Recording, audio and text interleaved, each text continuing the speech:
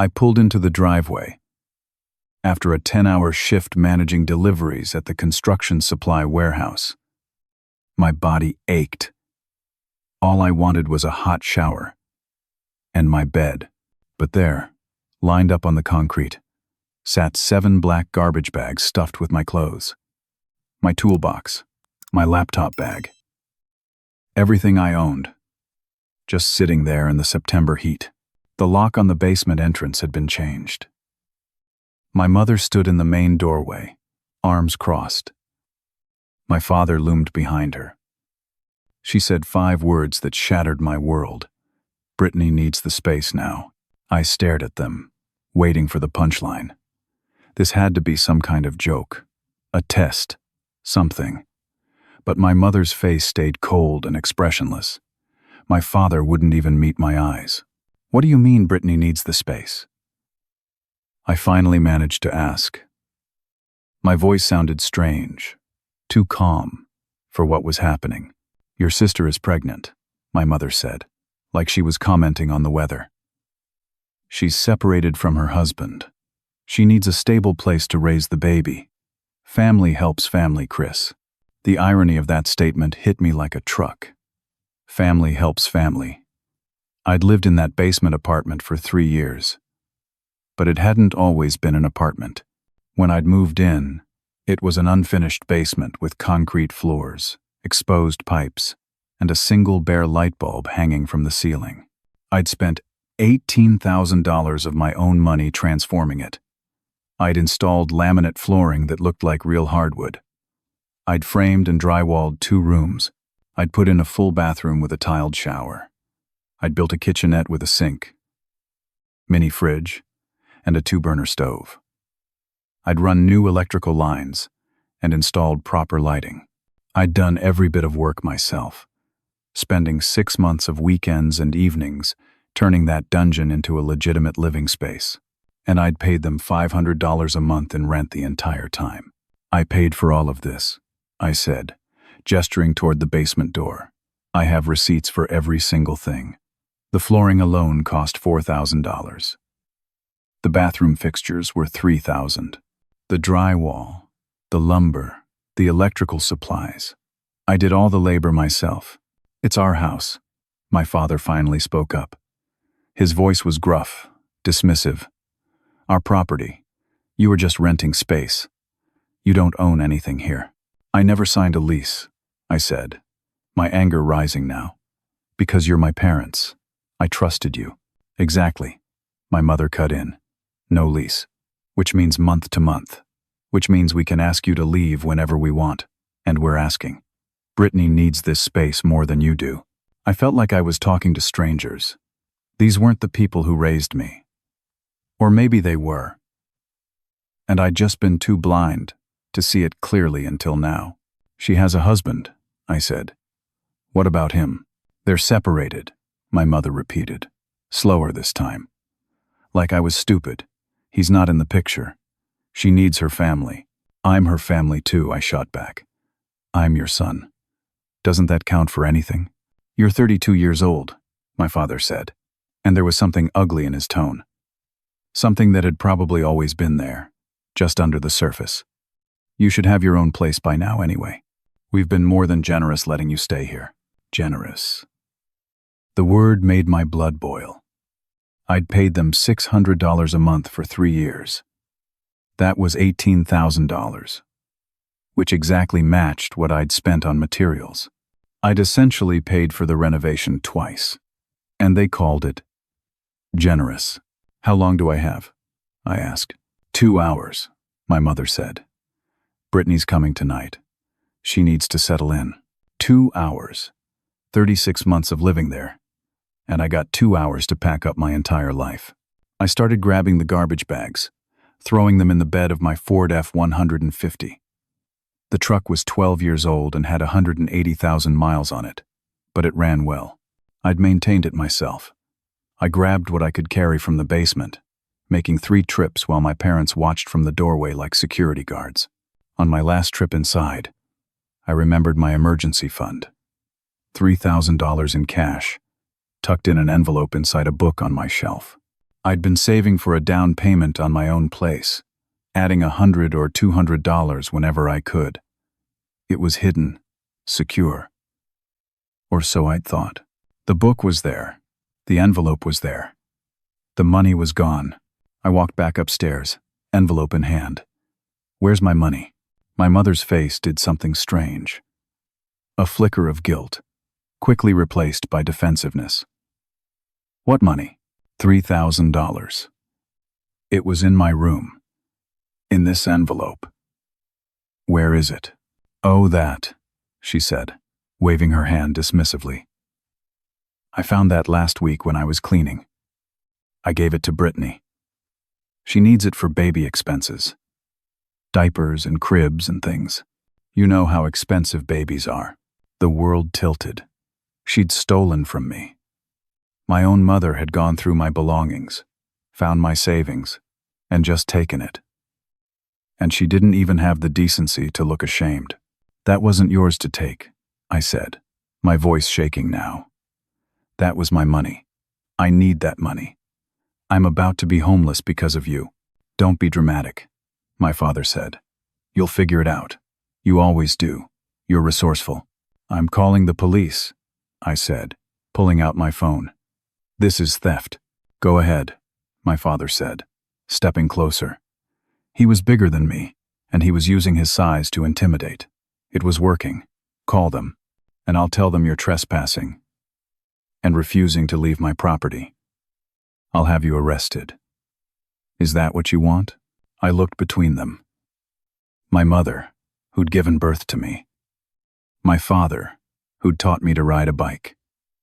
They were looking at me like I was a problem to be solved. Not a person.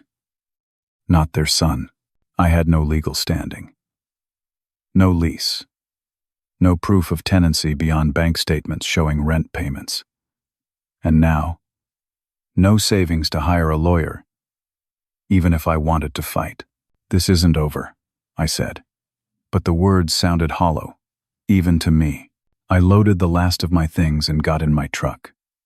As I pulled out of the driveway, I saw a white Lexus SUV turning onto the street. Brand new, dealer plates still on it. It pulled into the spot I'd just vacated. Brittany stepped out, wearing designer yoga pants and oversized sunglasses. She looked at me through the windshield. I couldn't read her expression. She didn't wave, didn't acknowledge me, just turned and walked into the house like I'd never existed. I drove to my buddy Danny's place, because I had nowhere else to go. Danny had been my best friend since high school. He was an electrician, did good work, made decent money. He'd married his girlfriend Sarah right after they graduated, and now they had 2 kids, ages 6 and 8. They lived in a small 3-bedroom house in a neighborhood that was trying hard not to be run down. When I showed up at 8 o'clock that night with everything I owned in garbage bags, Danny took one look at my face and said, "Couch is yours. Stay as long as you need." Sarah was less enthusiastic, but she didn't say no. She made up the couch with sheets and a blanket and told me where the towels were. The kids thought it was exciting, like having a sleepover guest. They didn't understand that Uncle Chris wasn't visiting. He was homeless. 2 weeks crawled by. I went to work every day, came back to Danny's house every night, tried to take up as little space as possible. I looked at apartments online during my lunch breaks. Studio apartments in bad neighborhoods were going for $1,200 a month. 1-bedroom places in decent areas were $1,500 or more. I needed first month, last month, and a security deposit, $4,500 minimum. And that was for a place I wouldn't feel safe in. I'd been making $68,000 a year as a project manager. After taxes, that was about $4,200 a month. I could afford an apartment. I just needed the upfront cash, which my mother had stolen and given to my sister. I applied for a studio in a complex near the highway. The application fee was $50. 3 days later, I got an email. Application denied. Insufficient credit score. That made no sense. I'd been checking my credit regularly. Last time I looked, 6 months ago, I was at 720. I paid everything on time.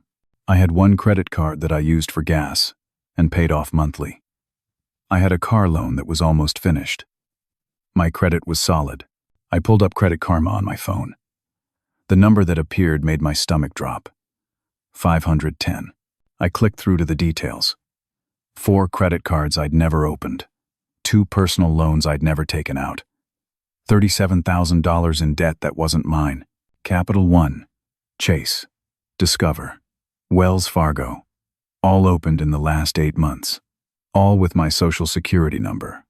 All with the billing address listed as my parents' house. I sat in my truck in the parking lot of my work and felt my entire body go numb. They'd stolen my identity. My parents had used my information to open credit lines, rack up debt, and destroy my credit score. And I'd been living in their house the whole time, trusting them with my mail, my documents, my life. I filed a police report that afternoon. The officer who took my statement was a detective named Hayes, probably in his late 40s, with tired eyes and a kind voice. He listened to everything, took notes, looked genuinely sympathetic. "This is complicated," he said when I finished. "When identity theft happens within a family, it's harder to prosecute. The credit card companies will want proof of fraud. You'll need to file disputes with each one. The loans, too. It's going to take months to sort out." "Months?" I repeated. "I can't get an apartment. I can't do anything with this credit score." "I understand," Hayes said. "But these things take time. In the meantime, keep documenting everything. Save all your paperwork. Don't throw anything away." I called my parents from the parking lot. My hands were shaking so hard I could barely hold the phone. My father answered. "What? You destroyed my credit," I said. $37,000 in fraud. I filed a police report. You're going to prison for this." "I don't know what you're talking about," he said. But his voice had that defensive edge that told me he knew exactly what I was talking about. "Credit cards, loans, all in my name, all at your address. The police are investigating. You're making this up," he said. "You're angry because we chose your sister over you. And now you're trying to ruin us." "I have documentation," I said. "I have proof. This is fraud. This is identity theft. This is a felony." He hung up. I sat in my truck and wanted to scream. Instead, I called Brittany. Maybe she didn't know. Maybe she'd help me talk sense into them. She answered on the 4th ring. "What do you want, Chris?" "I need to talk to you about Mom and Dad." "I don't want to hear it," she said. "They told me you'd probably call and harass me." "Brittany, they committed identity theft. They took out credit cards and loans in my name. They destroyed my credit." "That's ridiculous," she said, but she sounded uncertain. "It's true. I have the proof." I filed a police report. There was a pause. Then, "Well, you always were better at making money than me. You'll figure it out."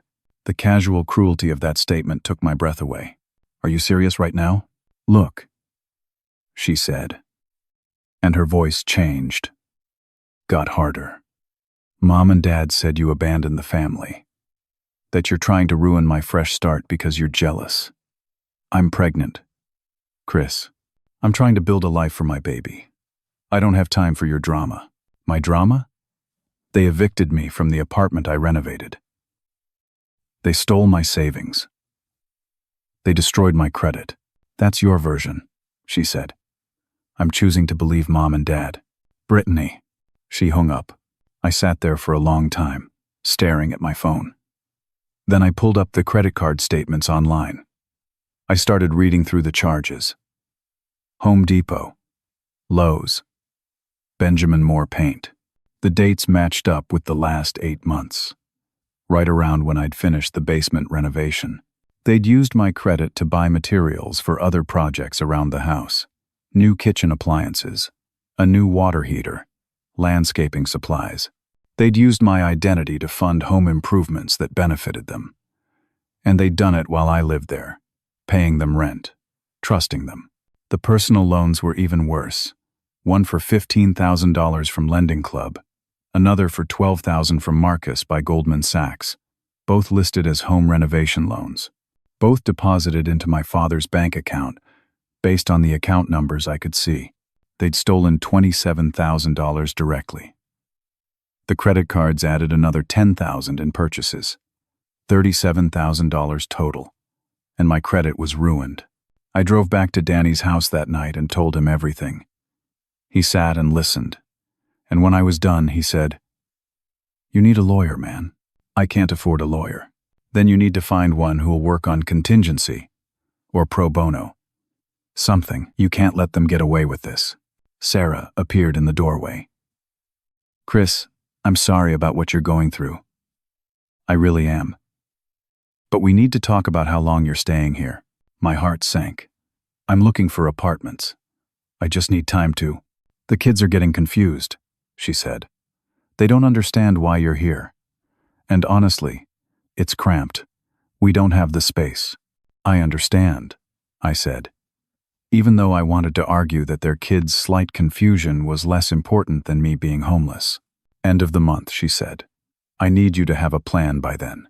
It was October 12th. I had 19 days. I found a lawyer through a free legal aid website.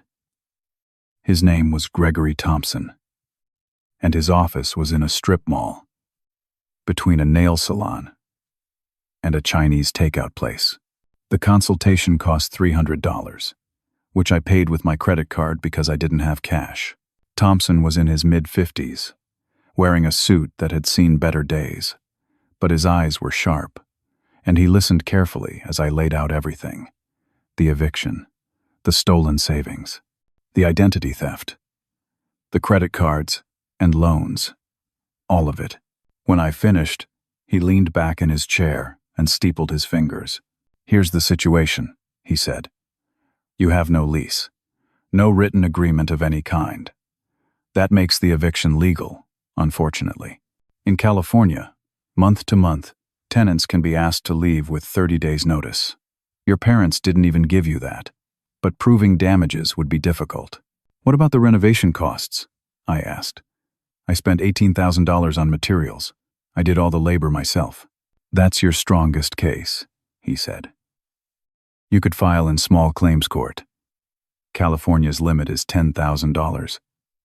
But you could file for that amount and cite the rest as additional damages. Small claims doesn't require a lawyer. You'd represent yourself. And the identity theft? That's a criminal matter. The police are handling it. But it takes time. Months, maybe a year. These cases move slowly, especially when it's family. Prosecutors are reluctant. Defense attorneys argue the victim had access to the information and might have given implicit permission. It's messy. "I didn't give permission," I said. "I believe you," Thompson said. "But proving it in court is another matter. In the meantime, you need to dispute every fraudulent account.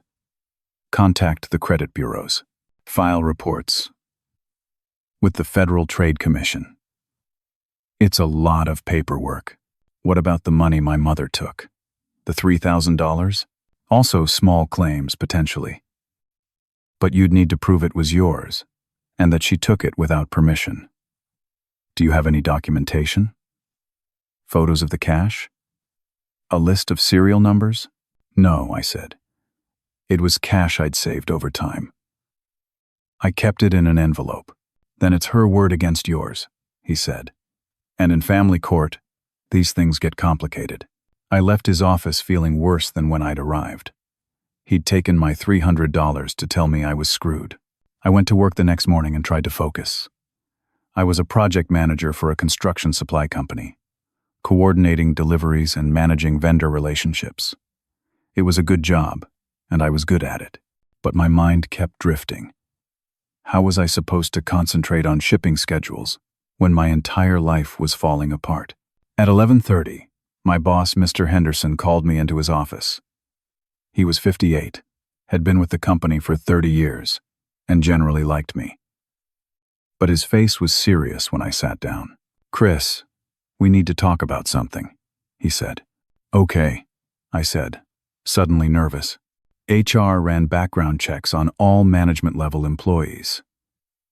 "It's for the new vendor contract. Routine stuff. But yours came back with some flags." My stomach dropped. "Flags? Credit issues," he said. "And a police report for identity theft. The company policy for employees managing vendor accounts is that they need clean financial backgrounds. It's about trust, about not putting the company at risk." "Mr. Henderson, I'm the victim," I said. "Someone stole my identity. I didn't do anything wrong." "I understand that," he said. And he did look genuinely sorry. "But policy is policy. HR is insisting." "Insisting on what?" He sighed. "We have to move you out of your management position, effective immediately. We're reassigning you to the warehouse." The room spun. "The warehouse? That's a 50% pay cut." "I know," he said. I argued against it. "But my hands are tied. It's temporary. Once your credit situation is resolved, we can revisit it." "How long will that take? Months? A year?" "I don't know," he said. "I'm sorry, Chris. I really am." I walked out of his office in a daze. Warehouse associate. Unloading trucks, moving boxes. $34,000 a year instead of $68,000. I couldn't afford an apartment on that. I couldn't afford anything. My former colleague Justin saw me in the hallway. He was 26, ambitious, always competing with me. Now he was taking over my accounts. "Heard about the demotion," he said. "That's rough, man." He didn't sound sorry. He sounded victorious. I started in the warehouse that afternoon. The work was hard, physical, mindless. I lifted boxes alongside guys in their early 20s who called me old man, and didn't understand why someone my age was doing entry-level work. My former colleagues avoided eye contact when they walked through. I was an embarrassment. A cautionary tale. Sarah's deadline was approaching. End of the month. I had 12 days now. I looked at apartments during my breaks, but I couldn't qualify for anything. My credit was trashed. My income had been cut in half. No landlord would touch me. I thought about my car. I could live in my truck if I had to. People did it. I had a gym membership at Planet Fitness for $25 a month. I could shower there. Walmart parking lots allowed overnight parking. I'd seen the RVs and vans, the people living in vehicles. I'd judged them once. Now I was about to join them. I called my Aunt Linda that night. She was my mother's older sister. Lived up in Oregon. We'd always gotten along. But she and my mother had some kind of falling out years ago. I never knew the details. "Chris," she said when she answered. "I haven't heard from you in ages. How are you?" I told her everything. The whole miserable story. When I finished, there was a long silence. "Your mother always favored Brittany," she finally said. "Even when they were kids, Patricia had her favorites. I tried to tell her it wasn't healthy. The way she treated you differently. That's why we don't talk anymore. She cut me off for interfering." "I didn't know that," I said. "You were always the responsible one," Linda said. "The one who didn't need help. So she didn't give you any. She saved all her energy for Brittany, who learned to take and never give back." "I'm sorry, honey. I wish I could help you. But I'm on a fixed income. Social Security and a small pension. I can barely help myself." "I understand," I said. "I just needed to talk to someone who wouldn't think I was crazy." "You're not crazy," she said firmly. "You're being abused. What they did is abuse. Don't let them convince you otherwise." The word hung in the air. Abuse. I'd been thinking of it as betrayal, as cruelty, as unfairness. But abuse fit better. "Fight back," Linda said. "Don't let them destroy you. You're stronger than they are. You always have been. I filed my small claims case the next day. California's small claims limit was $10,000, but I could cite additional damages. I was suing my parents for $18,000 in renovation costs. The court date was set for 8 weeks out, first week of December. I spent my last week at Danny's gathering evidence. Photos of the basement before and after. Receipts from Home Depot and Lowe's. Every single one. Bank. Statements showing my rent payments. Emails I'd sent to my parents about the renovation plans. Their approval. Their encouragement. I built a case that couldn't be argued with. On my last day there, I drove past my parents' house. I needed photos for the court case, documentation of what I'd built. I parked down the street and walked up with my phone. That's when I saw it. A for sale sign in the front yard. Caldwell Realty. Bright red and white, impossible to miss. They were selling the house. The house I'd renovated. The house they'd destroyed my life. To give to Brittany. They were selling it. I looked up the listing on my phone right there on the sidewalk. $479,000. 4 bedrooms, 3 baths. Recently renovated basement apartment. Beautiful updates throughout. New appliances. Fresh landscaping. All my work. All my money. And they were going to profit from it. I took photos of everything. The sign. The house. The basement windows. Then I got in my truck and drove to a Walmart parking lot, because I had nowhere else to go. Living in a truck is harder than you'd think. It's not like camping. There's no romance to it. No adventure. The Walmart parking lot off Highway 99 became my address. I parked in the back corner where the RVs clustered, trying to blend in. I'd bought a decent sleeping bag rated for 30 degrees, because November nights in Bakersfield got cold. Not freezing, but cold enough. Low 40s, sometimes 30s. I kept my clothes in plastic storage bins in the truck bed. I kept my toiletries in a gym bag. Every morning at 5:30, I'd drive to Planet Fitness, shower, brush my teeth, change into my warehouse uniform. I'd eat breakfast at McDonald's, 2 sausage biscuits and coffee for $4. Then I'd go to work and pretend my life wasn't falling apart. My coworkers noticed I looked rough. I'd lost weight. I wasn't sleeping well. The circles under my eyes had circles under them. But warehouse work doesn't require much interaction. I could hide in the physicality of it, lose myself in the repetitive motion of lifting boxes, scanning barcodes, loading pallets. I ate fast food for every meal because I had no kitchen. Dollar menu items, gas station hot dogs, food that filled me up but left me feeling sick. I was spending about $15 a day on food, $450 a month. Add in gas, phone bill, insurance, gym membership. And I was barely breaking even on my warehouse salary. I couldn't save money. I couldn't move forward. I was stuck. The small claims court date was 3 weeks away. I'd organized all my evidence into a binder. Photos, receipts, bank statements, emails. Everything documented, chronological, impossible to dispute. I'd practiced what I'd say in front of the mirror in the gym bathroom. I'd memorized the numbers, $18,347 in materials, 6 months of labor, 3 years of rent at $500 a month. I checked Facebook one night, sitting in my truck with my phone connected to Walmart's Wi-Fi. Bad idea. But I couldn't help myself. Brittany had posted photos. The nursery is almost done. So grateful for Mom and Dad's support during this time. Blessed beyond measure. The photos showed my basement. My renovated basement. But she'd painted the walls a soft yellow. She'd installed a white crib, a changing table, a rocking chair. Stuffed animals lined a shelf. A mobile hung from the ceiling. Little elephants and giraffes. She'd reset me completely. The comment section was full of congratulations. Friends saying how beautiful it looked.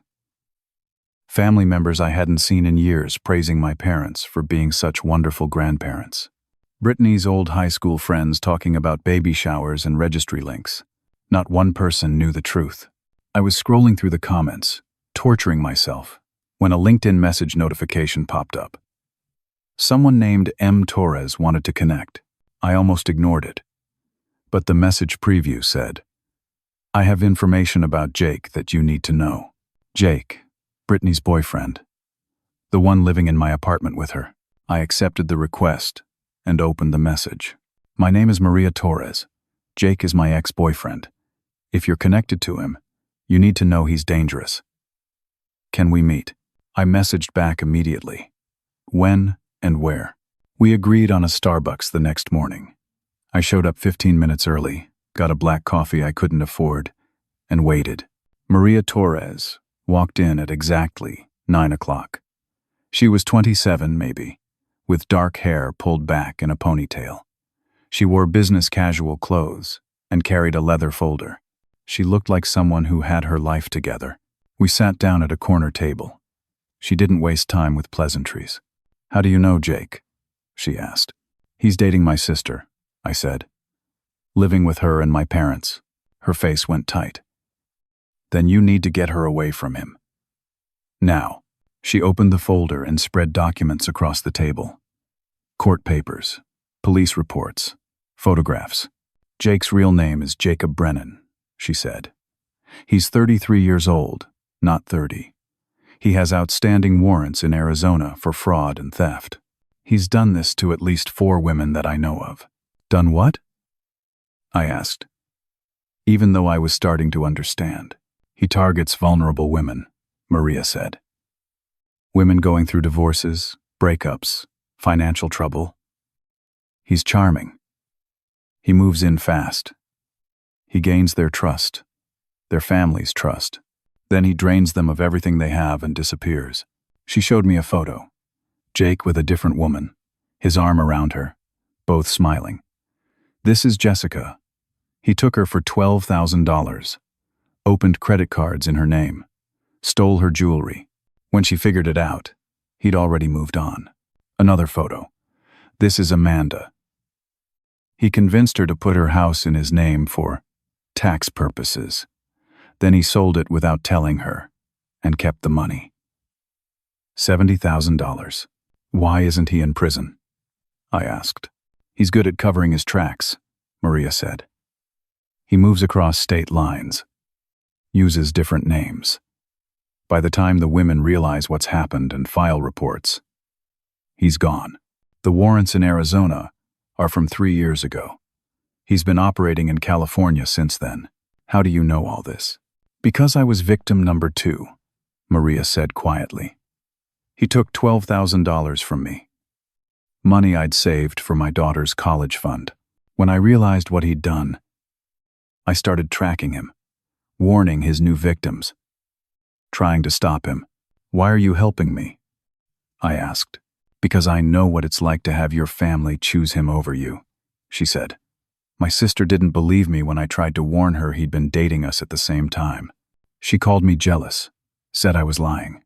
We haven't spoken in 2 years. Family turns on family when people like Jake are involved. They're that good at manipulation." I looked at the documents spread across the table. This man was living in my apartment, with my sister, under my parents' roof. "What's his endgame?" I asked. "Money," Maria said simply. "Always money. He finds out what his victims have, what their families have, and he figures out how to get it. Based on what you've told me about your parents' house, that's probably his target. He'll work on your sister. Get her to convince your parents to sign over assets, or put him on deeds, or give him power of attorney. Then he'll liquidate everything and disappear." My blood ran cold. The for sale sign, the house listing. Was that already his plan in motion? "I tried to call my sister," I said. "She wouldn't listen. She thinks I'm the problem." "They all think that," Maria said. "That's how he operates. He turns them against anyone who might interfere. You're the threat, so he's neutralizing you." She gave me copies of everything. Court documents, Police reports. Photos.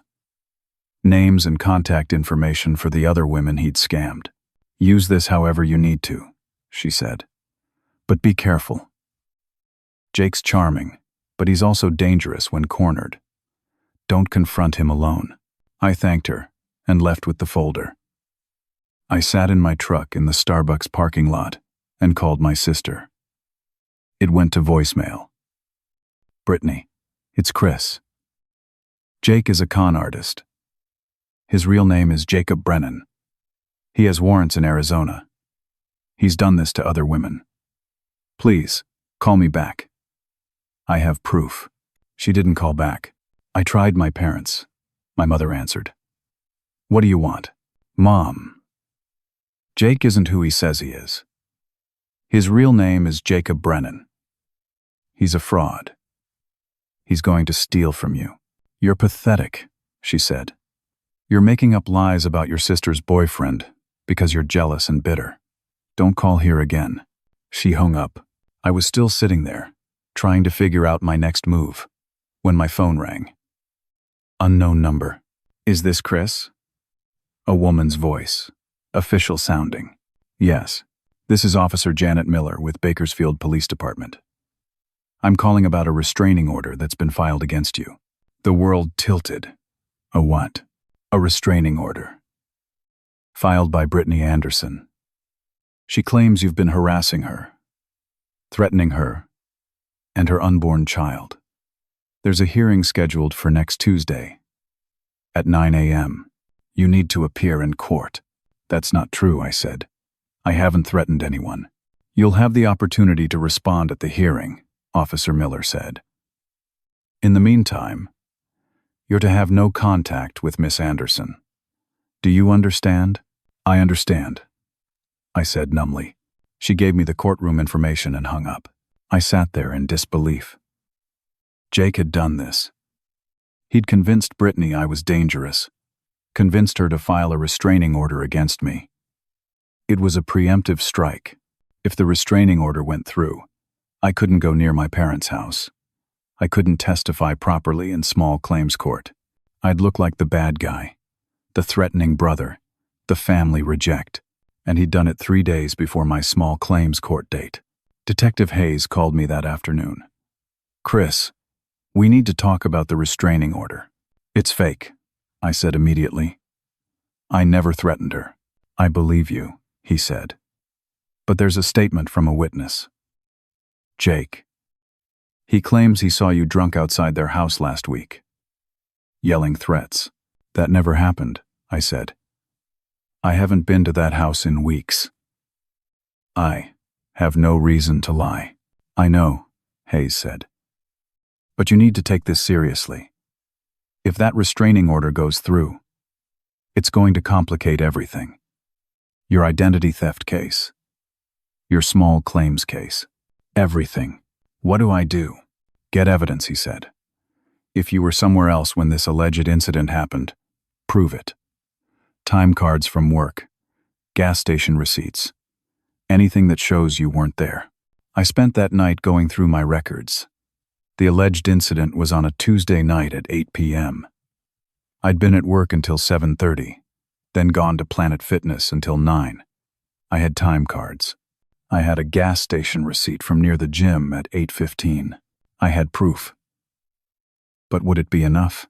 The restraining order hearing was on Tuesday morning. I showed up wearing the best clothes I had, which was khakis and a button-up shirt I'd borrowed from Danny. He'd taken the morning off to come with me as a character witness. The courtroom was small, barely bigger than a large office. Judge Sandra Martinez presided, a woman in her early 50s with sharp eyes and no-nonsense demeanor. Brittany sat on the other side with Jake and my parents. Brittany looked tired, her pregnancy showing now. Jake looked polished, wearing a suit that probably cost more than my truck. My parents sat behind them like a wall of support. The judge called the case. Brittany's lawyer, a young guy who looked fresh out of law school, presented their case. Chris Anderson had been harassing his sister, making threatening phone calls, showing up at the house drunk and belligerent. Jake had witnessed it personally, feared for Brittany's safety, and the safety of her unborn child. It was all lies, but it sounded convincing. Then, it was my turn. I didn't have a lawyer, so I represented myself. My hands shook as I stood up. Your Honor, none of this is true, I said. I haven't threatened anyone. I haven't been to that house in weeks. Do you have evidence to support that? Judge Martinez asked. I handed over my time cards from work, gas station receipt. Danny stood and testified that I'd been staying with him, that I was devastated and desperate, but never violent. The judge looked at Jake. Mr. She paused, checking her notes. Mr. Jake. You say you witnessed Mr. Anderson at the house on Tuesday, October 24th, at approximately 8 p.m.? Yes, Your Honor, Jake said smoothly. He was drunk, yelling, threatening his sister. I had to physically stand between them. Why wasn't a police report filed immediately? Jake hesitated, just for a second. We were trying to handle it as a family matter. We didn't want to escalate things. But you're asking for a restraining order now, the judge said. That seems like an escalation. He kept calling, Jake said, harassing her. We had no choice. Judge Martinez looked at my evidence again. Then she looked at Brittany. Miss Anderson, did you personally feel threatened by your brother? Brittany glanced at Jake before answering. Yes, Your Honor. He's been acting strange since he moved out, saying terrible things about Jake, about our parents. I'm afraid of what he might do. What specifically has he said? That Jake is a criminal, Brittany said. That he's going to steal from us. It's crazy talk. Is it? Judge Martinez asked, and something in her tone made the room go quiet. Mr. Jake, may I see your identification, please? Jake's confidence flickered. Your Honor, your identification. Driver's license. He pulled out his wallet slowly, handed over his license. The judge looked at it for a long moment. This says Jacob Brennan, she said. Not Jake. Jake is a nickname, he said quickly. And your birth date here says you're 33, not 30. That's, Jake started. But he had no good explanation. Judge Martinez turned to her bailiff. Run this name through the system. We waited. 2 minutes that felt like 2 hours. The bailiff typed on his computer, then looked up with raised eyebrows.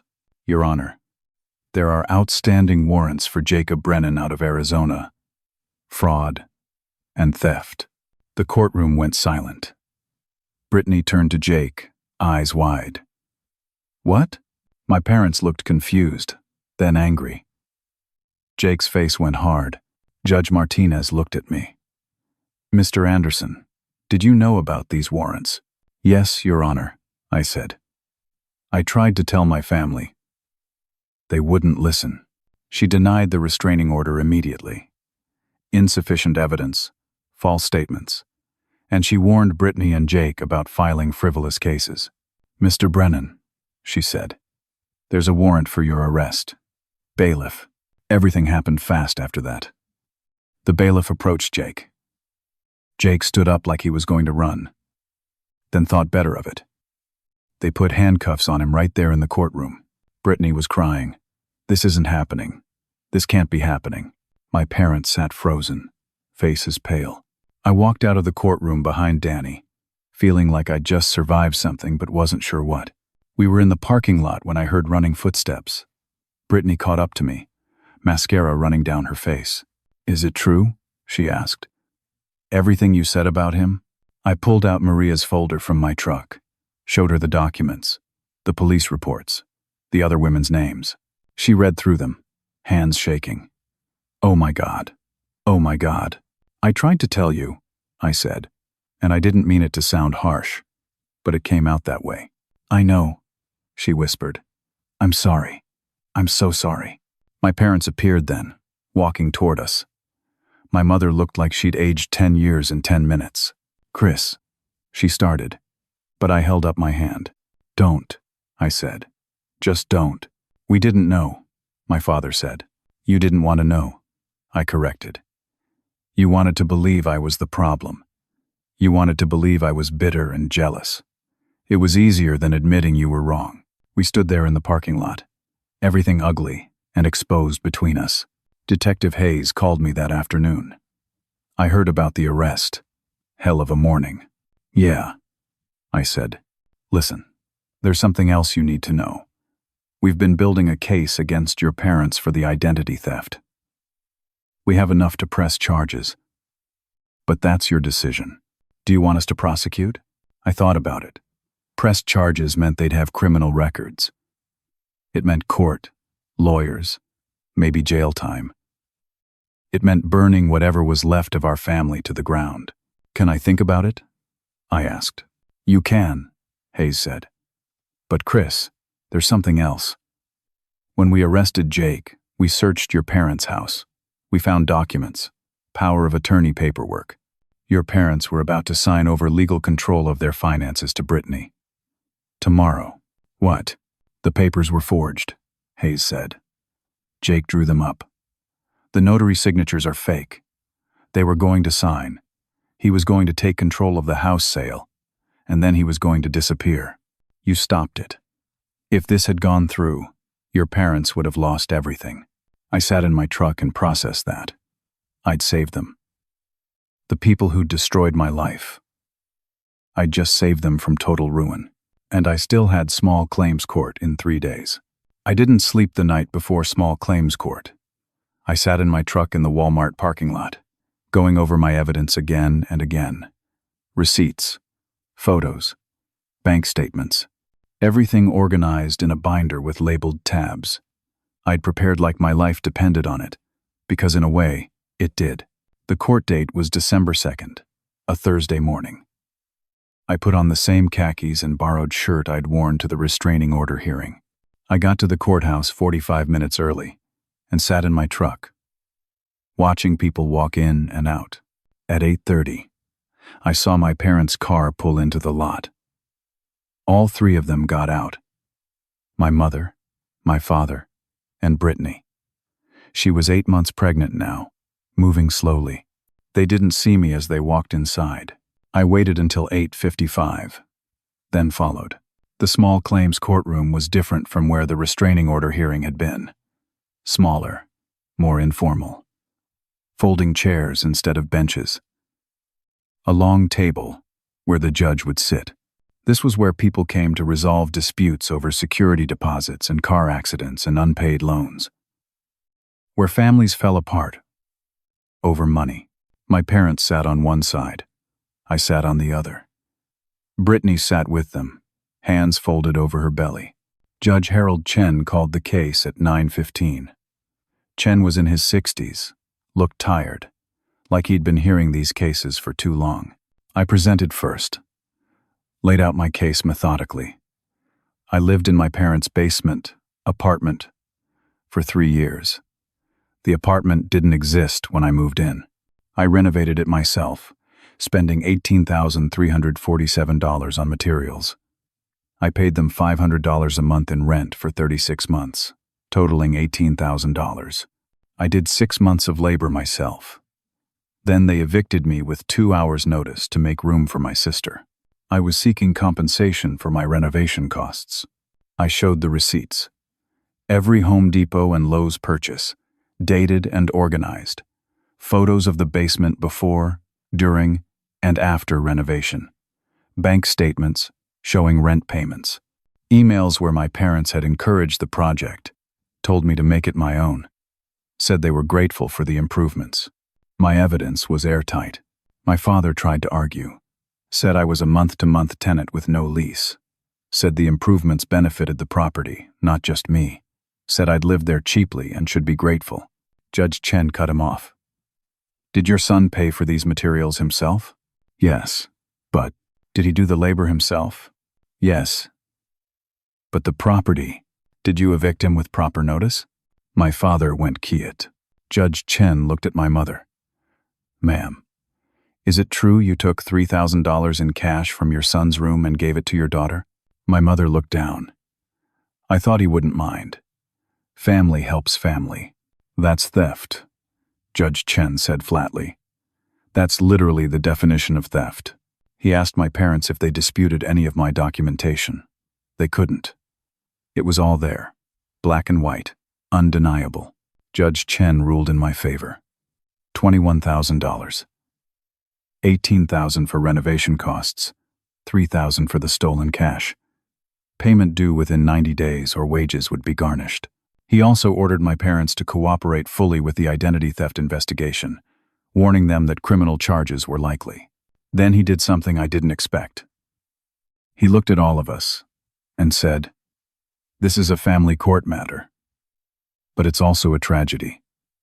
Parents are supposed to protect their children, not exploit them. You," he pointed at my parents, "didn't just wrong your son legally. You wronged him morally. You betrayed his trust in the worst possible way. And you," he pointed at Brittany, "were complicit. You benefited from his suffering." Brittany started crying. "I hope that $21,000 is worth the cost of your family," Judge Chen said, "because that's what you've paid." Court dismissed. We walked out into the hallway. I headed toward the exit, but my mother called after me. "Chris, wait." I stopped, but didn't turn around. They caught up to me. All three of them. My mother was crying. My father looked beaten down. Brittany looked like she wanted to disappear. "We're sorry," my mother said. "We're so sorry." "Sorry doesn't fix my credit," I said. "Sorry doesn't give me back 3 months of homelessness. Sorry doesn't undo what you did." "I know," she said, "but we want to try to make it right."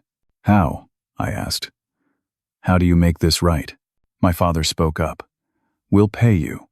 $7,000 now. We have it in savings. The rest in monthly payments. We'll confess to the credit card fraud. Work with the companies to clear your name. We'll do whatever it takes." "Why?" I asked. "Why now?" "Because you saved us," Brittany said quietly. "Jake was going to take everything. The house, our savings, everything. You could have let him. You could have watched us lose it all. But you didn't. You're better than we are," my mother said. "You always have been." I wanted to stay angry. Anger was easier than forgiveness. But I was tired. Tired of living in my truck. Tired of being bitter. Tired of fighting. "I don't forgive you," I said. "Not yet. Maybe not ever. But I'll take your money. And I'll accept your help fixing my credit. And then we'll see." My father nodded. "That's fair." We agreed to meet the next week to transfer the first payment. They'd pay the rest over 6 months, $400 a month. It wasn't fast, but it was something. Brittany asked if I wanted to stay in the basement apartment while I got back on my feet. I said no. I was done with basements, done with depending on them. "What are you going to do?" she asked. "Find my own place," I said. "Start over." 3 months passed. Winter turned toward spring. The money came through like my parents promised. $7,000 up front. Then $400 a month like clockwork. They also confessed to the credit card fraud. Worked with the credit bureaus, the credit card companies, the loan providers. It was a slow process, but my credit score started climbing. 620 by February. Still not great, but enough to qualify for apartments. Detective Hayes kept me updated on the identity theft case. My parents got off with probation and community service, mainly because they'd cooperated fully and made restitution. The prosecutor said sending them to jail would only make things worse for me financially, and I agreed. Jake, though. Jake got 4 years in Arizona State Prison. He'd violated his original parole, committed new frauds, crossed state lines. They threw the book at him. Brittany had her baby in January. A girl. She named her Sophie. I went to the hospital, met my niece, held her for about 5 minutes. She was tiny and perfect, and had no idea how messed up her family was. Maybe that was a blessing. I got my project manager job back in February. Mr. Henderson called me into his office. apologized for how things had been handled, offered me my old position with back pay for the difference in salary. The company had reviewed my case, understood I was the victim, and wanted to make it right. I almost cried when he told me. By March, I'd saved enough for a security deposit, found a studio apartment in a decent neighborhood, 600 square feet, $1,200 a month. But it was mine. No parents upstairs. No sister moving in. No one who could take it from me. Moving day was a Saturday. Danny helped me carry my few possessions up 2 flights of stairs. A futon I'd bought off Craigslist. Some dishes from Goodwill. A desk I'd found on the side of the road that just needed new screws. I didn't own much, but everything I owned was mine. "You did it, man," Danny said when we finished. "You actually did it." "Couldn't have without you," I said, and I meant it. Danny had given me a couch when I had nothing. He'd believed me when my own family didn't. That was worth more than money. I started dating again in April. Met a woman named Emily who worked in HR at my company. She was 29, smart, funny, patient with my trust issues. We took things slow. I told her the whole story on our 3rd date, expecting her to run. Instead, she said, "You're one of the strongest people I've ever met." I didn't feel strong. I felt damaged. But maybe that was the same thing. My relationship with my parents stayed complicated. We had dinner once a month. Awkward affairs where we talked about weather and news and avoided anything real. Brittany brought Sophie sometimes. I loved my niece, wanted to be a good uncle, but I couldn't pretend everything was fine with her mother. Trust, once broken, doesn't heal quickly. Maybe it never fully heals. But you learn to live with the cracks. I thought about that a lot as I sat in my apartment one evening in May, looking out at the city lights. A year ago, I'd been living in my parents' basement, thinking I was being smart by saving money. 6 months ago, I'd been homeless, destroyed, sure I'd never recover. Now I was here. My own apartment, my career back on track, my credit recovering, a woman who made me laugh, friends who had my back. I'd lost a lot. My savings, my family's respect. 3 months of my life to fear and uncertainty. But I'd gained something too. I'd learned who I really was when everything was stripped away. I'd learned that I was tougher than I thought, that I could survive betrayal and come out the other side. The life lesson wasn't complicated. It wasn't profound. But it was true. Family isn't about blood. It's about respect. My parents forgot that. They chose to enable my sister's worst qualities and punish my responsibility. It nearly destroyed all of us. I also learned that standing up for yourself isn't selfish, it's necessary. When people take advantage of your kindness, they're not family. They're users. Real family builds each other up. They don't tear each other down for convenience. I saved them in the end, not because they deserved it, but because I'm better than what they did to me. And that's the real victory. Not revenge, but being the person they should have been. The apartment was small. The furniture was secondhand. The view was just other apartment buildings and a parking lot. But when I locked the door at night, I was safe. When I woke up in the morning, no one could take that from me. I'd started from nothing and built something real. Something that was mine. That was enough.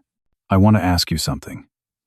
Have you ever had to choose between holding on to anger toward family or letting it go to move forward? It's one of the hardest decisions we face. Sometimes the people who are supposed to protect us hurt us the most. But staying bitter only poisons our own future. I had to find that balance between justice and healing. What would you have done in my situation? Would you have helped your family after they betrayed you? Or would you have walked away completely? Drop your thoughts in the comments. I'd really like to know your perspective on this. If this story resonated with you, if it made you think about your own family dynamics, or helped you feel less alone in your struggles, I'd appreciate it if you'd hit that like button. It helps others who might need to hear this find it too. And if you want to hear more real stories about overcoming betrayal, injustice, and hardship, go ahead and subscribe. There are too many of us carrying these wounds in silence. Maybe by sharing our stories, we can help each other heal. Share this with someone who might need to hear it. Someone going through family conflict. Someone who feels like they're the only one dealing with this kind of pain.